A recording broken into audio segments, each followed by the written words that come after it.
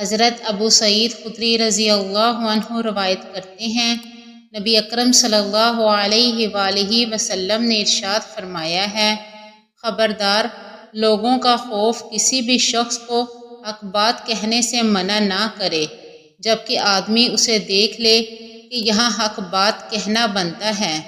صحیح ابن حبان حدیث نمبر 272۔ حضرت سیدہ عائشہ صدیقہ رضی اللہ عنہا بیان کرتی ہیں، نبی اکرم صلی اللہ علیہ وآلہ وسلم نے یہ بات ارشاد فرمائی ہے، جو شخص لوگوں کی ناراضگی کے ساتھ اللہ تعالیٰ کو راضی کر لیتا ہے، اللہ تعالیٰ اس کے لیے کافی ہو جاتا ہے، اور جو شخص لوگوں کی رضامندی کی وجہ سے اللہ تعالیٰ کو ناراض کرتا ہے تو اللہ تعالیٰ اسے لوگوں کے سپرد کر دیتا ہے۔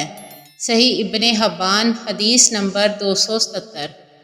حضرت عبداللہ بن عمر رضی اللہ عنہ روایت کرتے ہیں، نبی اکرم صلی اللہ علیہ وآلہ وسلم نے ارشاد فرمایا ہے، غیب کی کنجیاں 5 ہیں، ان کا علم بھی صرف اللہ تعالیٰ کو ہے۔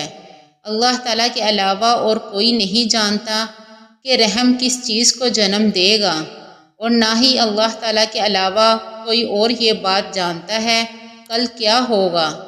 اللہ تعالیٰ کے علاوہ اور کوئی یہ بات نہیں جانتا کہ بارش کب آئے گی، کوئی شخص یہ نہیں جانتا کہ وہ کون سی جگہ پر فوت ہوگا، اور اللہ تعالیٰ کے علاوہ کوئی یہ نہیں جانتا کہ قیامت کب آئے گی۔ صحیح ابن حبان حدیث نمبر 71۔